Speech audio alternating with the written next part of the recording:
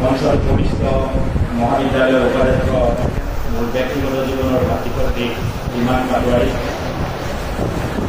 ইয়াৰ পৰা অৱসৰ গ্ৰহণ কৰি হৃদয়ৰ কোনোবা এটা স্থানত নৱেশনক ৰাখি থকাৰ কাৰণে অৱসৰৰ পিছত ইয়ালৈ অহা অভিভাৱক, শিক্ষক কৰ্মচাৰীসকল আৰু বগা চুলি দেখি বুঢ়া দেখি ভাষণ দিবলৈ আহিম বুলি ভাবি থকা মৰমৰ ছাত্ৰ ছাত্ৰী, এটা ঐতিহ্যমণ্ডিত ক্ষণ, ঐতিহাসিক ক্ষণ সোণাপুৰ মহাবিদ্যালয়ৰ কাৰণে। এই পবিত্ৰ মুহূৰ্তত যিসকল আমাৰ দূৰৰ উদ্যোগৰ চিন্তাৰ ফলশ্ৰুতি এই পবিত্ৰ জ্ঞান মন্দিৰৰ জন্ম হৈছিল, তেখেতসকলকে মোৰ শ্ৰদ্ধা জনালোঁ। যিসকলৰ শ্ৰম আৰু কামৰ বিনিময়ত এনেকুৱা এটি গ্ৰাম্যাঞ্চলত এখন মহাবিদ্যালয় ন্যায়ৰ A+ গ্ৰেড পাব পাৰে আৰু তাৰ পৰৱৰ্তীকালে যদি এখন অট'নমাছ ষ্টেটাছ পাব পাৰে স্বায়ত্তশাসিত, প্ৰতিগৰাকী মোৰ প্ৰতিষ্ঠালৈকে ইয়াৰ গভৰ্ণিং বডি, অধ্যক্ষ, মহাবিদ্যালয়ৰ শিক্ষক, কৰ্মচাৰী, অভিভাৱক, মৰমৰ ছাত্ৰ ছাত্ৰী আৰু শুভাকাংক্ষীসকললৈকে মই কৃতজ্ঞতা জনালোঁ। আজিৰ সভাখনত আচলতে কথা কোৱাৰ দায়িত্ব মোৰ নহয়, মোক অধ্যক্ষই মাতিছে মুখ্য অতিথি হিচাপে, যে মোৰ দায়িত্ব খোৱা। এতিয়ালৈকে খোৱাটো বৰ ভাল হোৱা নাই, তাৰমানে অধ্যক্ষৰ কথাত মৰমৰ ভক্তিটো যদি ধুনীয়াকৈ চাহপানী লৈ গ'ল, সেইবিলাক মিঠাই মোৰ ভালে খাই যাব। মই ভাবিছিলোঁ ইয়াত মাৰো শিক্ষা এনেকুৱা কিবা আহিব, নাহিল, অঞ্চলেও অহা নাই। এতিয়া খোৱাটো বৰ ভাল নহ'ব যেন লাগিছে। ইমানেতো মোৰ কাৰণে চাগে মাছ মাংস ব্যৱহাৰ কৰিছিলোঁ, মই আৰু বামুণ মানুহ, মই আছিলোঁ ভেজিটেৰিয়ান। ইমানে তামাম ফোন কৰি আছে, কেতিয়া ক'ৰ পৰা যেতিয়া লাইভ হোটেলৰ পৰা ভেজিটেবল বস্তু লৈ আহিব পাৰে। গতিকে খোৱাৰ আশা এটা মই ৰাখিছোঁ, মই কথা ক'বলৈ অহা নাই। আৰু সোণাপুৰ মহাবিদ্যালয় বুলি ক'লে কোন কথাই মোৰ বুকুৰ মাজত এখন দুখন নিজৰা বৈ থাকে, অজস্ৰ সুখৰ মাজত এখন দুখন নিজৰা থাকে। এইখন কলেজ প্ৰতিষ্ঠা কালত মোৰ বন্ধু সঞ্জীৱ পেৰী ডাঙৰীয়াই যি বেদনা, যি পাইকীয়া যাত্ৰা তেখেতে নেতৃত্ব দিছিল, মই জনন্ত সাক্ষী। সোণাপুৰ কলেজ বুলি ক'লেই মই ক'ব নোৱাৰো যে মোৰ বুকুৰ মাজতে দুখৰ নিজৰা এখন আহি পৰে। স্বৰ্গীয় সঞ্জীৱ পেৰীলৈকে মোৰ উপস্থিত প্ৰণাম থাকিল। তাৰ পিছৰ চোৱা কিন্তু মোৰ সোণাপুৰ কলেজ বুলি ক'লে মনৰ মাজত এটা আনন্দৰ লহৰ উঠে। এখন গাঁৱৰ কলেজে যি কৰি দেখুৱাইছে সেইটো অভাৱনীয়। মই আপোনালোক সকলোলৈকে পুনৰবাৰ স্বাগতম জনাইছোঁ। ছাত্ৰ ছাত্ৰীসকল, নিশ্চয় তোমালোকে ইয়াত কথা শুনিবৰ কাৰণে এইখিনি সময়ত কোনো উপস্থিত থকা নাই, তোমালোকৰ ফাংচন আছে, লাগিব। তোমালোকক সমবেত সংগীত কলেজ এণ্ট্ৰেঞ্চটো যেনে কৰিছে, উজুলি উঠিছে ইয়াতে ইয়াতে। যেতিয়া কলেজ এণ্ট্ৰেঞ্চটো চলি আছিলে সংগীতটো, মই মন কৰিছিলোঁ যিমান পাতৰে ঘৰৰ পৰা ব্যঞ্জন ছিল গোটেই গানটো গাই আছে। কিয় গাব পাৰিছে? মোৰ আপোনাৰ দেশ আমি কোনে গাব পাৰোঁ? ৰাষ্ট্ৰীয় সংগীত আমি কোনে গাব পাৰোঁ? যিয়ে বুকুৰ মাজত অনুষ্ঠানটোৰ কাৰণে সপোন দেখি থাকে। মই আপোনালোক যিসকল নতুন শিক্ষক শিক্ষয়িত্ৰী আহিছে, প্ৰতিষ্ঠাকালৰ যিটো বেদনা, এই সোণাপুৰ কলেজে মাটিৰ গৰ্ভত ধৰি চিঠি লোৱাৰ পৰা চেৰাখালী প্ৰসাদ বেদনালৈকে আপোনালোক নিশ্চয় নতুনসকল জড়িত নহয়। মই আপোনালোকক অনুৰোধ জনাম, আপোনালোকৰ যেন কলেজ সংগীতটো, মহাবিদ্যালয় সংগীতটো হৃদয়ৰ পৰা আপোনালোকৰ দিগৰি অহাৰ সুযোগ আপোনালোকে গ্ৰহণ কৰে। সেইটো আটাইতকৈ গুৰুত্বপূৰ্ণ। ছাত্ৰ ছাত্ৰীসকল, মই এই যুক্তি খাদ্যৰ ধৰি লওক শিক্ষকৰ পিছফালে যিটো ছাত্ৰ ছাত্ৰীৰ ৰো আছে, শাৰী আছে, আমাৰ সন্মুখত বহি থকা ছোৱালী দুজনীৰ নাম যুক্তি খাদ্যৰ ধৰি লওক সৰলা আৰু বাসন্তী। আজিকালি কোনো মানুহৰ সৰলা বাসন্তী নাথাকে, সিহঁতে ধৰি কিটো নাম দিছে মোক, ডিম্পি ডিম্পি মেম্পি চয়নিকা দীপান্বিতা দিব লাগে। এই সৰলা আৰু বাসন্তীৰ কিবা কথা যেতিয়া কাজিয়া লাগে, সিহঁতৰ চুলিয়া চুলি হ'ল, পিছত গৈ সিহঁতৰ ঘুচিয়া ঘুচি লাগে। আমাৰ অধ্যক্ষ শুনি পেলাই কি কৰিব? তাহাঁতক আজি মিটিঙৰ পৰা উলিয়াই দিব। হয়তো সৰলা আৰু বাসন্তীক কলেজৰ এক্সপেল কৰিব আনি যোৱাৰ পিছত। কিন্তু কেতিয়াবা মই ভাবি থাকোঁ যে আমাৰ যে লাভলীনা নামৰ ৰাতিটো তাইতো কাৰোবাৰ মুখত ঘুচাই মাৰে, এনেকৈ ঘুচা মাৰে আৰু সেই লাভলীনাক আনিবৰ কাৰণে মুখ্যমন্ত্ৰীক এয়াৰপৰ্টত লৈ থাকে আৰু একো এপ্লিকেশ্যন নিদিয়াকৈ একো ইণ্টাৰভিউ নিদিয়াকৈ তাই একো দি আছিল। হয়, কিহৰ কাৰণে? মই সৰাৰৰ বাসত দিকে সুধিছোঁ কিহৰ কাৰণে? That process is scientific, this is mathematical, this is professional. গতিকে মই সৰাৰৰ বাসতে ক'ব খুজিছোঁ, ঘোষা যদি মাৰিব খুজিছা, it should be professional, it should be scientific, it should be mathematical. গান যদি গাবই খুজিছা, আমাৰ দীপশিখা আৰু গায়ত্ৰী বিচাৰে গোৱা, কি সুন্দৰ গান পৰিৱেশন কৰি গৈছে। দীপশিখাক মই ভাল পাইছোঁ, তাই ব্যাকৰণটো শিকি আছে, তাই ক'ৰবাত আনুষ্ঠানিক শিকি আছে। গায়ত্ৰী ইমান ভাল গাইছে, আমাৰ মাজৰ পৰা কিছুদিন আগতে সকলোকে দুখ দি বিদায় লোৱা গায়ত্ৰীৰ পৰা পাতে পাতে প্ৰাণ ঢালি গাইছে। তথাপি যেন গায়ত্ৰীয়ে ব্যাকৰণটো শিকিলে, ক্লাছিকেলটো শিকিলে যেন ভাল লাগিলে। মৰমৰ ছাত্ৰ ছাত্ৰীসকল, তোমালোকলৈ মোৰ ক'ব কথা সেইটোৱে, আমাৰ দিনত এডুকেশ্যনত কোনো প্ৰফেচনেলিজিম নাছিল। মই পঢ়া তোমালোক যদি বুৰঞ্জী ক'বলৈ যাওঁ, তোমালোক আছে বা মোৰ ল'ৰাই বিশ্বাস নকৰে। মই ভোকাত গাঁৱৰ পৰা মানুহ, আমাৰ দিনত এল পি স্কুলত ডেস্ক বেঞ্চটো নাছিল, ভাৰিও নাছিল, তামোলৰ বস্তাখন 4 বাছ কৰি এনেকৈ লৈ যাওঁ। ছাতি কি বস্তু আমি দেখি পোৱা নাই। যে ৰাস্তাৰ ওচৰতে প্ৰকাণ্ড কচু গছ থাকে, কচুটো চিনি আনি মোৰ মূৰত দিয়ে আমাৰ কাৰণে ছাতি। তোমালোকে এইবিলাক বিশ্বাসে নকৰিবা। মেট্ৰিকৰ দেওনা পাৰ নোহোৱালৈকে আমি কেতিয়াও জোতা চেণ্ডেল পিন্ধি পোৱা নাই। মেট্ৰিকৰ দেওনা পাৰ হোৱাৰ পিছত এযোৰ জোতা কিনিলোঁ, লেতেৰা নহওক বুলি 7 দিনৰ টেবুলৰ পৰা থৈ দিছোঁ বাপেকে। পাৰিলে ধূপ ধুনাই দিলে, ধূপ ধুনাই দিয়া নাছিলে। সেইটো জাৰ্ণি। এবাৰ কি হ'ল 8 নে 9ত আমাৰ 14খন ল'ৰা ছোৱালীৰ ভিতৰত প্ৰাৰ্থনা মানে খুচুৰ খুচুৰ কথা ওলাল। আমাৰ স্কুলত আমাৰ কামৰূপৰ ঘৰৰ ছোৱালীক আতি বুলি কোৱা, আচলতে বুজি নাপাব।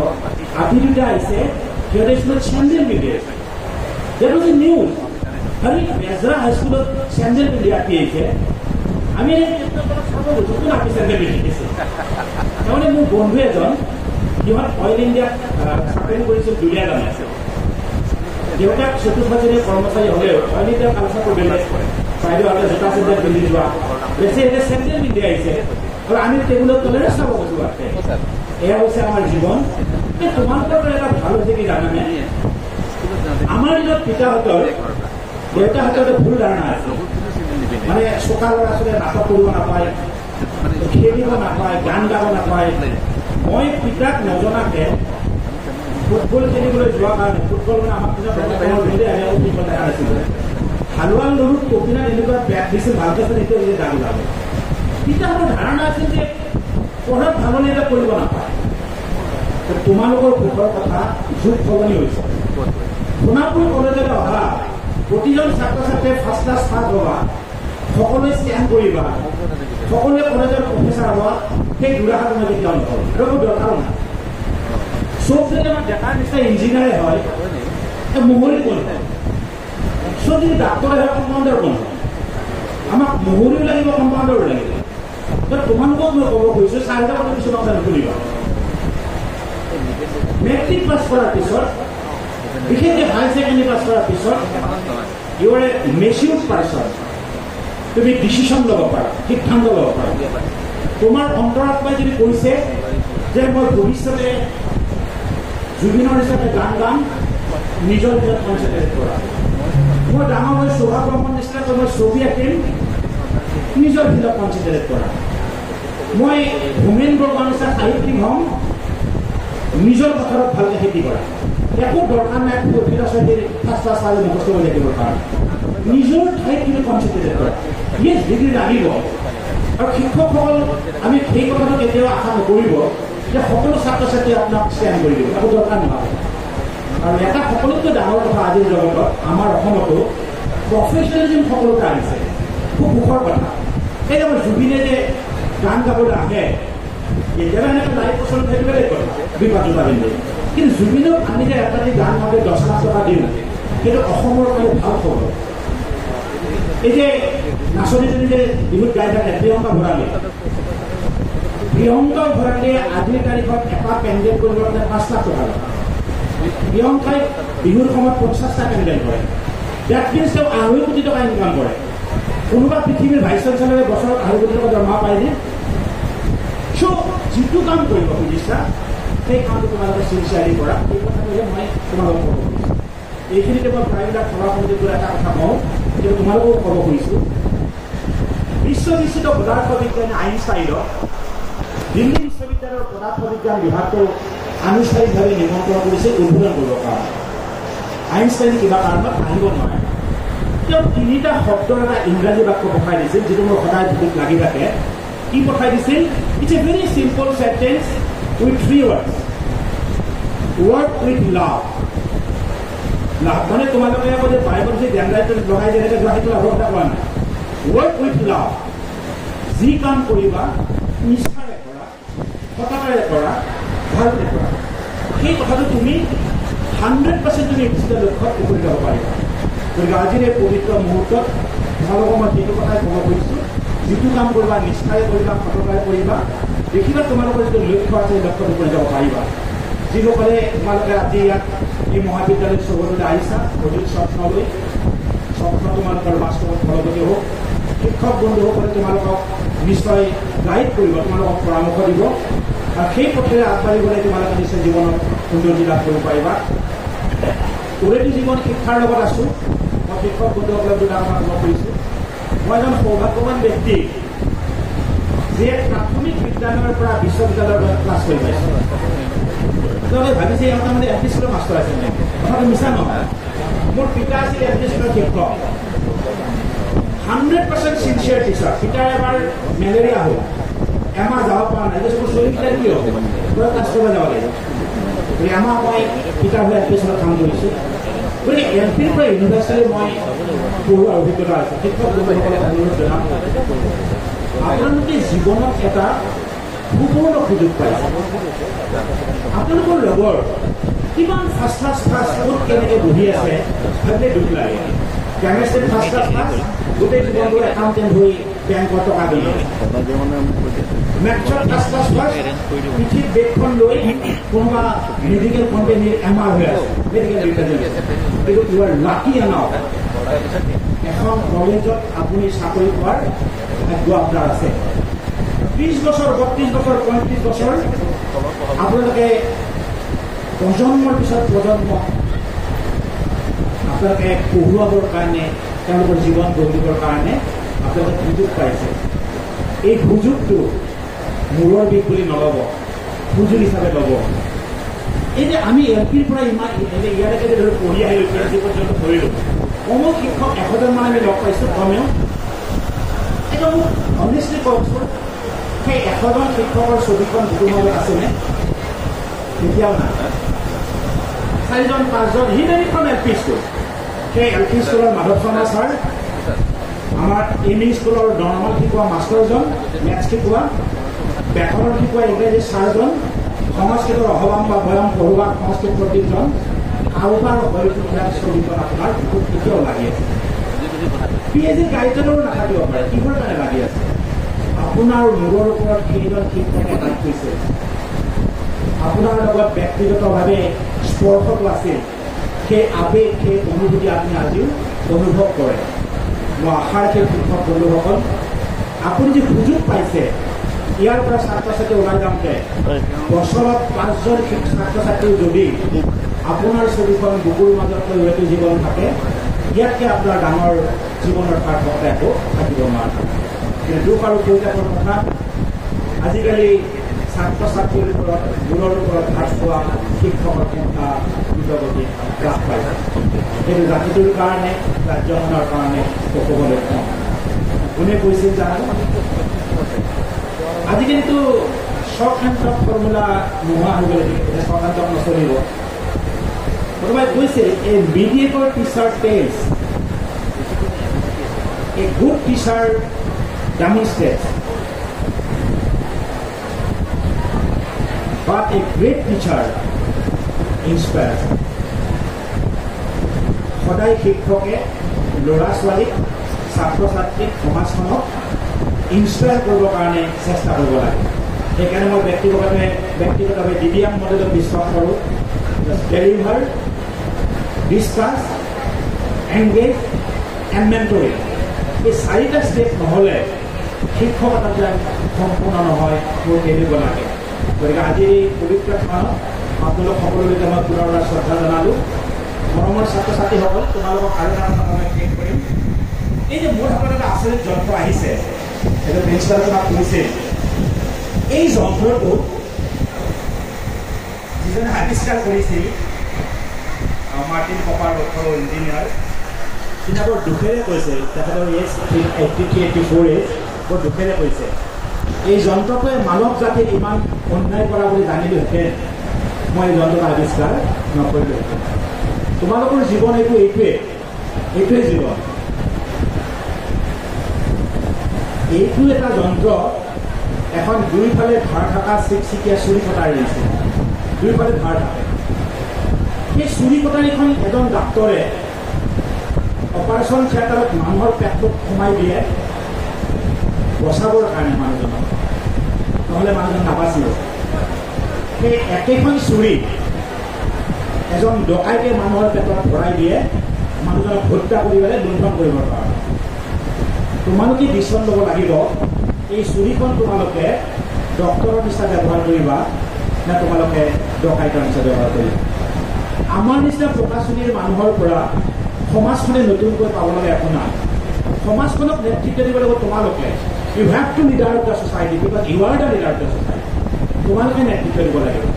এই কথাটো মনত কেতিয়াও নানিবা মই সোণাপুৰ এই কলেজত পঢ়িলোঁ, কি ডাঙৰ কথা ভাবিব পাৰোঁ। এই আকাশখন, ওপৰত থকা আকাশখন সকলোৰে কাৰণে একে, বৰ বিশাল আকাশ। সোণাপুৰত থাকি ইয়াত কুৱাটোৰ ফালে চাই থাকিব নালাগে, আকাশৰ ফালে চাবা, আকাশখন বৰ বিশাল। E.P. চেলিকনে এখন কিতাপ লিখিছে, অথেণ্টিক হেপিনেছ। ছাত্ৰ ছাত্ৰীৰ নিশ্চয় পঢ়া নাই। আমাৰ পৃথিৱীত কিমান মানুহ আছে জানানে কোনোবাই? কিমান মানুহ আছে পৃথিৱীত? প্ৰায় 800 কোটি মানুহ আছে। সৰ্বাধিক 800 কোটি আছে। সেই সকলো মানুহ একে কেটেগৰী নেকি? আমি যে মঞ্চত 4জন মানুহ চবে একে কেটেগৰী নেকি? ইয়াতে শিক্ষক বন্ধুসকল, তোমালোক বা গাৰ্জেন একে নহয়। কিতাপখনে পৃথিৱীত থকা মানুহক 3টা ভাগত ভাগ কৰিছে। বেছিভাগ মানুহ প্ৰথম ভাগটোত থাকে। তেওঁলোকে কি বিচাৰে? প্লিজেণ্ট লাইফ, আনন্দময় জীৱন। এটা ঘৰ আছে, 2টা ঘৰ লাগে। মোৰ গুৱাহাটীৰ মাজমজিয়াত ঘৰ আছে, মোৰ সোণাপুৰটো এক কথা মাতি লাগে। ঘৰত 2খন গাড়ী লাগে। কলেজত চাকৰি কৰিলেও পাৰিলে মোক এখন মটৰ লাইচেঞ্চো লাগে। কেৱল আনন্দময় জীৱন, খুব লাগে। পৃথিৱীৰ বেছিভাগ মানুহে এই ভাৱটোত থাকে। কিন্তু মোৰ শিক্ষক বন্ধুসকল বহি আছে, ইয়াতে এখন বহি আছে। এখেতসকলে জীৱনৰ বহুত সাধনাৰ পিছত দ্বিতীয় ধাপটোলৈ উঠাইছে। তেওঁলোকক কি বুলি কৈছে? গুড লাইফ, সহজ জীৱন। আৰু অন্যায় নকৰে, আৰু তিতা আলি ধৰি নিদিয়ে, ভিজা আলি ধৰি নিদিয়ে, নিজৰ কামটো নিয়াৰিত কৰে। সাহিত্যিকসকলে গুড লাইফ, সহজ জীৱন বুলি কৈছে। পৃথিৱীৰ মাত্ৰ এমুঠিমান মানুহে নিজৰ চিন্তা চৰ্চা আৰু কৰ্ম পদ্ধতিৰ বলত তৃতীয় ধাপলৈ উঠাব পাৰে। এই ধাপটো কি বুলি কোৱা হৈছে? মিনিংফুল লাইফ, অৰ্থবহ জীৱন। এই মোহময়ী পৃথিৱীত আমি কোনো অনন্ত কালৰ কাৰণে থাকিবলৈ অহা নাই। 60 বছৰ, 70 বছৰ, 80 বছৰ, 90 বছৰ, 100 বছৰ পিছত হ'লেও ইয়াৰ পৰা যাব লাগিব। প্ৰতিজন ছাত্ৰ ছাত্ৰীক অনুৰোধ জনাম, নিজৰ এই অমূল্য জীৱনটোক তুমি মিনিংফুল কৰি তুলিবৰ কাৰণে, অৰ্থবহ কৰি তুলিবৰ কাৰণে সকলোৰে এটা লক্ষ্য থাকিব লাগে। এই মিনিংফুল কৰিবৰ কাৰণে সকলোৱে মাদাৰ টেৰেছা হ'ব, সকলোৱে শচীন তেণ্ডুলকাৰ হ'ব, সকলোৱে ভূপেন হাজৰিকা হ'ব, সকলোৱে APJ আব্দুল কালাম হ'ব। এই কথাটো সম্ভৱপৰ নহয়। তুমি তোমাৰ জীৱনটো কেনেকৈ অৰ্থবহ কৰি তুলিবা সেই গুপুত্বটো নিজৰ হাতৰ মুঠিত থাকে। ধৰি লোৱা আজিৰ পৰা 25 বছৰ এজন ছাত্ৰই ইয়াতে পঢ়িছিলে। পঢ়াৰ সময়ত ইয়াত চাৰিওফালে 10ডাল গছ ৰুই গৈছে। 25 বছৰ পিছত তেওঁ যেতিয়া ৰূপালী জয়ন্তীলৈ আহিছে, সেই গছ ডাঙৰ হৈছে। গছৰ তলত পৰিয়ালৰ লৈ তেওঁ থিয় হৈছে আৰু ঘৈণীয়েক লগৰ বাচ্চাকেইটাক কৈছে, এই গছডাল মই ৰুইছিলোঁ। গছৰ পাতে বতাহৰ লগত নাচি নাচি তেতিয়া তেখেতৰ লগত কথা পাতিছে। এনেকৈ মানুহৰ জীৱনটো অৰ্থবহ হৈ উঠিব পাৰে। কেনেকৈ নিজৰ জীৱনটো অৰ্থবহ কৰি তুলিবা, এই কথাটো তোমালোকে ভাবিব লাগিব আৰু সেই চিন্তাটো থাকিব লাগিব। আমাৰ জীৱনত তোমালোকে পৃথিৱীৰ পোহৰ দেখিছা কাৰ কাৰণে? এই যে আমাৰ কিছুমান শব্দ আছে, কৃতজ্ঞতাবোধ, হাম্বলনেছ, চিম্পলিচিটি, এইবিলাকৰ গুৰুত্ব কি অলপ বয়স হ'লে গম পাবা। We should be grateful to our নেদেখাজন ভগৱানৰ প্ৰতি আমি কৃতজ্ঞ হ'ব লাগে, যাৰ কাৰণে আমি এই পৃথিৱীৰ গ্ৰহত দেখিছোঁ মা দেউতাৰ প্ৰতি কৃতজ্ঞ হ'ব লাগে, যিসকল শিক্ষকে জ্ঞানৰ চকী মুকলি কৰি তেওঁলোকৰ কাৰণে কৃতজ্ঞ হ'ব লাগে, আমাৰ চৌপাশৰ সমাজখন য'ত মই থাকোঁ সমাজৰ প্ৰতি আমাৰ কৃতজ্ঞতাবোধ থাকিব লাগে। আৰু তোমালোকক কম, বি চিম্পল এণ্ড বি হাম্বল। এই চিম্পলিচিটি আৰু হাম্বলনেছৰ গুৰুত্ব কি ডাঙৰ হ'লে গম পাবা। ভাৰতবৰ্ষৰ মানুহে লণ্ডনত কাপোৰ ইস্ত্ৰি কৰি অনা নেহৰুতকৈ মহাত্মা গান্ধীক আজিৰ তাৰিখতো বেছি মনত ৰাখে, জাতিৰ পিতা বুলি কয়। কিহৰ কাৰণে? Due to his humbleness, due to his simplicity. গতিকে সৰলতাৰ আৰু হাম্বলনেছ, বিনম্ৰতাৰ কি গুৰুত্ব থাকে তোমালোকৰ বয়স বেছি হ'লে গম পাবা। সৰ্বশেষত আপোনালোক সকলোকে মই পুনৰবাৰ আন্তৰিক সম্ভাষণ জনালোঁ। আজি এই আপোনালোকৰ অনুষ্ঠানটো মই আনুষ্ঠানিকভাৱে মোৰ হাতেৰে মোৰ নিচাদান সাধাৰণ শিক্ষকৰ জৰিয়তে অনুষ্ঠান হোৱাত বা মই আনুষ্ঠানিক গৌৰৱবোধ কৰিছোঁ। কিন্তু আপোনালোকে সম্বৰ্ধনা পত্ৰখনত পৃথিৱীত যিমান অসমীয়া অভিধান আছে তাৰ পৰা আনি যে আপোনালোকে এইবিলাক বিশেষণ কিচকিচিয়া কলা, টিকটিকিয়া ৰঙা, মই আচলতে এই ইমান বিশেষণ মানুহ নহয়। মই এজন সাধাৰণ শিক্ষকতাৰ লগত থাকি ভাল পাওঁ, সমাজখনত থাকি মই ভাল পাওঁ, নিজকে মই সমাজখনৰ এনে প্ৰডাক্ট অফ দ্য ছ'চাইটি, মই সমাজখনৰ উপাদান বুলি ভাল পাওঁ। আপোনালোককো মই অনুৰোধ জনাম যে আপোনালোকে সমাজখনৰ আমি যে উপাদান সেই কথাটো ভাবিব। ছাত্ৰ ছাত্ৰীসকল ইয়াৰ পৰা ওলাই গৈ ডাঙৰ ডাঙৰ চাকৰি কৰিবা, তোমালোকৰ জীৱনত উন্নতি হ'ব, মই খুব ভাল পাম। কেৱল এটা অনুৰোধ জনাই থ'ম আজি এই সভাখনৰ জৰিয়তে, এই যে 4 তলা বিল্ডিং বনাবা, তোমালোকৰ 12টা ৰুম থাকিব, কুকুৰৰ কাৰণেও 2টা ৰুম থাকিব। এই যে গাড়ীত ফুৰাব নিয়া ৰুমটো কেৱল নাথাকে তোমালোকৰ মা দেউতাৰ কাৰণে। কাৰণ মা দেউতাৰ কাৰণে আজি অসমত আজিকালি অনাহুত শব্দ কিছুমান আহে, কিবা বোলে বৃদ্ধাশ্ৰম, অল্ড এজ হোম। গতিকে মই আশা কৰিম কুকুৰ দুটাৰ কাৰণে যেনেকৈ 2টা ৰুম আছে, তোমালোকৰ যেন মা দেউতাৰ কাৰণেও তাত ৰুম ৰাখা, সেইটোৱে মই আজিৰ সভাৰ পৰা লৈ যাম। এটা বেয়া কথাৰে শেষ কৰোঁ, চব কথা সভাত ভাল হ'ব নহ'লে আপোনালোকক বহুত প্ৰশংসা কৰিছোঁ। বেয়া কথাটো এইটো, মই সন্দিকৈ দাদাক মই তাতে হেৰিত লগতে কৈছিলোঁ আমাৰ তেখেতৰ লগত চাহ খাওঁতে, এডুকেশ্যনেল ইনষ্টিটিউশ্যনৰ সভা সমিতি 1 মিনিটো লেট হ'ব নাপায়। It's a very bad tendency. মই সভাখন 11:30 বুলি কৈছে, মই 11টাত আহি পাইছোঁ। মই ভাবিছিলোঁ সভা 11:30 আৰম্ভ হ'ব, 1টাত শেষ হ'ব আৰু ইয়াৰ পৰা মই 1:15 ওলাই যাম, সেই পৰিকল্পনা লৈ আহিছিলোঁ। মোৰ এছএছৰ ষ্টুডেণ্ট আছে কমাৰ্চত, কাৰণ চিভিল আছিল নেকি,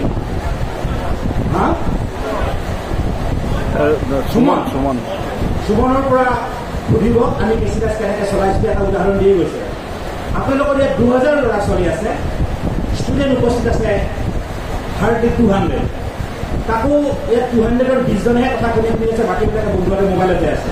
কাৰণ ইফালে মেছেজ দিব লগা আছে মেডামক, কোনখন আমি ধৰক লগা লাগি হ'লে এইবিলাক থাকেতো, থাকিব পাৰে, এইবিলাক কথা নাই। এই যিটো কলেজখনৰ চিনচিয়াৰিটি, এডুকেশ্যনেল ইনষ্টিটিউশ্যনৰ সভা সমিতি 1 মিনিট লেট কৰিব লাগে। কোনোবা আহিছে নাহিছে, কোনোবা গেষ্ট আহিছে নাহিছে, আৰম্ভ কৰি দিয়কচোন। মই আকৌ অত্যাচাৰ কৰি বৰ ভাল পাইছিলোঁ ল'ৰা ছোৱালীক। অত্যাচাৰটো কেনেকুৱা আছিল, ফ্ৰেছাৰ্ছৰ দিনা ষ্টুডেণ্টে আহি 10 বজাত 9 মিনিট তাৰ কাৰ্ড জমা দিব লাগিব, আৰু যাওঁতে 5টা বজাত মোৰ ষ্টেণ্ড লেভেলে ষ্টেম্প মাৰি পঠাই বেটেন ডেট বুলি, নহ'লে সি কমিটাত কৰিব নোৱাৰে। বৰ অত্যাচাৰ কৰিছিলোঁ, কেতিয়াবা বেয়াও লাগে। কলেজখনত যদি এখন সভা বা সমিতি আমি নিয়মত কৰিব নোৱাৰোঁ, সেইটো ক'ত কৰিম, গাঁৱৰ সভাখন কৰিম। গতিকে আজি মই আমাৰ সন্দিকৈ ডাঙৰীয়া বোলে অহা জানুৱাৰীত বিদায় হ'ব, তেখেতৰ যদি বিদায় দিব মই ভবাই নাছিলোঁ। আকৌ দেখোন তেখেতে নতুনকৈ চাকৰি কৰিব পৰা বয়সত আছে, গতিকে যি নহওক বিদায়টো হয়তো হ'ব। কিন্তু যোৱাৰ আগতে 1 জানুৱাৰীৰ পৰা ঐতিহ্যমণ্ডিত সোণাপুৰ মহাবিদ্যালয়ত যিয়ে গ্ৰাম্যাঞ্চলৰ পৰা গৈ এভাৰেষ্ট ষ্টাফলৈ এতিয়া কাঞ্চনজংঘা পাইছে, তাত নতুনকৈ চেক কৰক প্ৰতিজন শিক্ষক শিক্ষয়িত্ৰী বন্ধুসকল। ইউনিয়ন লগ লাগি সকলো সভা সমিতি হ'ব। আৰু ইউনিয়নক কৈছোঁ, মই যিটো LP পৰা ইউনিভাৰ্চিটি সদায় জেনেৰেল ছেক্ৰেটাৰী, মঞ্চখন কেনেকৈ সদায় চাই থাকে। গেছ যদি কিয় বটলৰ পৰা পানী খায়, কি কাৰণে তাত ধুনীয়াকৈ জোৰা চাউল এখন কিয় ঢাকি থোৱা নহয়? ইউনিয়নৰ ল'ৰা ছোৱালী শিকিব লাগিব। এজন গেষ্টে বটলৰ পৰা কি কাৰণে পানী খাব লাগে, সুন্দৰকৈ গ্লাছ থাকিবলৈ টিচাৰে কিয় কৰিব লাগে? এই টিচাৰে চাহ দিব আহিছে, মোক ৰুমত টিচাৰে চাহ দিছে, ল'ৰা ছোৱালী কেতিয়া শিকিব এইবিলাকত? ইউনিয়নে এনজয় কৰিব লাগে। আজি ফ্ৰেচাৰ ছ'চিয়েল মানে সিহঁতৰ গাটো 7-8খন লাগি দিব লাগে। মই কলেজৰ জেনেৰেল ছেক্ৰেটাৰী আছিলোঁ, 2টা পুৰস্কাৰ মোৰ পৰা শুনাই নিব নোৱাৰে। এখন বেষ্ট এক্টৰৰ এৱাৰ্ড আৰু বেষ্ট ডিবেটৰৰ এৱাৰ্ড কোনো নিব নোৱাৰে। চেলেঞ্জ মোৰ। ৰাতি 12টালৈকে ৰিহাৰ্চেল কৰোঁ, আমি এনজয় কৰোঁ। ধুনীয়াকৈ কাপেৰে মই বেলুনেৰে সদায় নাৰাখোঁ, ধুনীয়াকৈ তাত সদায় ৰাখিম, আহিলে মনটো ভাল লাগি বহি ঘূৰিব। এই কথাবিলাক ল'ৰা ছোৱালী ইউনিয়ন বাজি মানে কেৱল ইলেকশ্যনৰ সময়ত জিন্দাবাদ দিওঁ সেইটো ইউনিয়ন নহয়। ইউনিয়নে প্ৰতিটো কথাই পাৰফেক্টলি শিকিব লাগে। কোনখন কাপোৰ ইয়াত দিলে ভাল হ'ব, পানীৰ গ্লাছটো কেনেকৈ থাকিব, চাহখিনি কেই বজাত আহিব, গেষ্টজনক কোনে আগবঢ়াই আনিব। ইটছ এ বিউটিফুল গ'ল কাম, মই আপোনালোকক সেইটো বদনাম কৰা নাই। কিন্তু ইউনিয়নৰ ল'ৰা ছোৱালীবিলাকক টিচাৰে এইবিলাক শিকাব লাগে। আপুনি কিয় চাহ দিব? ইকনমিক্সৰ মেডামে মোক চাহ দিবলৈ গৈছে, কিয় আপুনি চাহ দিব? ষ্টুডেণ্টে দিব, ছোৱালীয়ে দিব, আপোনাক গাইড কৰিব, নহ'লে এইবিলাক শিকিব লাগিব। সদায় চেনি খালে অলপ হেৰি হ'লে অসুখ হয় নহয়, তিতা কেৰেলা কেতিয়াবা ভাল লাগে। গতিকে আৰু নিমতিতাৰ তাতো সৰু উপকাৰ কৰা নহয় পেটৰ। এই নিমতিতাৰ কথা দিলেই আপোনালোক পুনৰবাৰ সকলোকে মই শ্ৰদ্ধা জনাই মৰমৰ ছাত্ৰ ছাত্ৰীসকলৰ আহি থকা দিনবিলাক কেতিয়াও একেবাৰে সোনকালে হ'ব কাইতিয়া নহয়নো কোনো কথা নাই। কাইতিয়া একেন্দৰীয়া সকলো বাটত খোজ কাঢ়িবৰ কাৰণে যে তোমালোক সক্ষম হোৱা তাকে আশা কৰি প্ৰথম দেখা পাইছোঁ।